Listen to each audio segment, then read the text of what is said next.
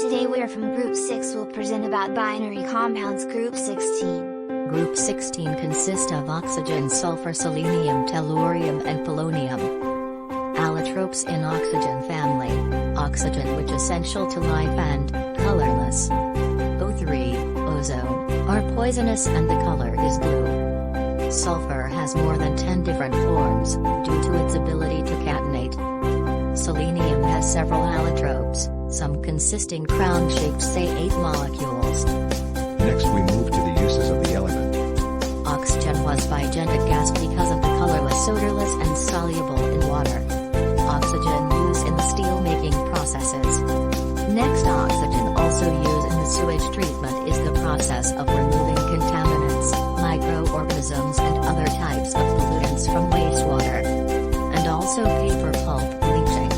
Sulfur was obtained by extracted from deposits of the elements. This process called thrash process. Other it also can obtained by Claus process where sulfur extract from natural gas and crude oil. Sulfur used to produce H2SO4 and to synthesis of fertilizers and the electrolyte in lead acid batteries. Next, components in gunpowder by a mixture of potassium nitrate, charcoal and sulfur, where 10% of sulfur in gunpowder. Next, vulcanization of rubber is a process that changes synthetic and natural rubber into cross-linked polymers, where sulfur is the vulcanization agent for natural rubber. Selenium was extracted from waste sludge produced by sulfuric acid plants. Meanwhile, tellurium was extracted from copper refined by an electrolytic process, which cost-effective technique applied to high-grade copper ores. Selenium had used to make photocell and exposure meters for photographic as well solar cells. Other that to make P-type semiconductors used in electronics. And produce photocopier drums. Polonium could be found in the tobacco uranium ore and it was very radioactive. Next we move to the trends of atomic and ionic radii, considerable increase from oxygen to sulfur and small increase from selenium to polonium. Due to the presence of completely filled d indirect orbitals and heavier member, the ionization enthalpy decreases. Due to gradual increase in atomic size, the electronegativity decrease.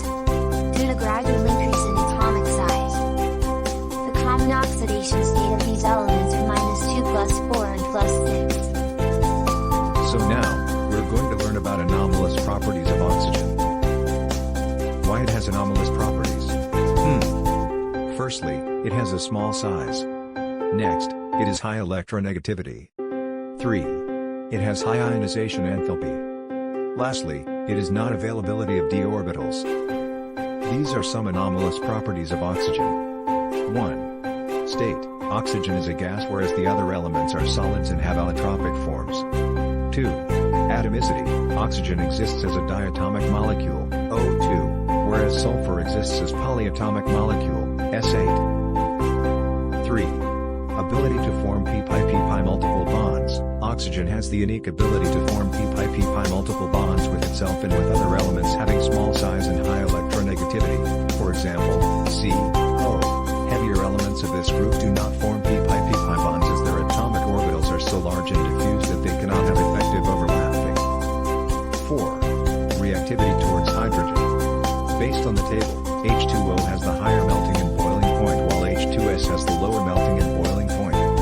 Their acidic character increases from H2O to H2TE. The increase in acidic character can be explained in terms of a decrease in bond, He, dissociation enthalpy down the group. H2TE has the higher acid strength and reducing character while H2O is the lowest. In the term of thermal stability, H2O is the most stable and H2TE is the less stable. H2S has the higher volatility while H2O has the lower volatility. Last but not least, H2O has the higher boiling point while H2S has the lower boiling point. Oxygen forms two hydrides, water, H2O, and hydrogen peroxide, H2O2. H2O2 contains oxygen in a -1 oxidation state. Next, the hydrides of the other 16 group elements are foul-smelling, poisonous gases. For example, H2S forms naturally in swamps from the breakdown of organic matter and is as toxic toxic as HCN.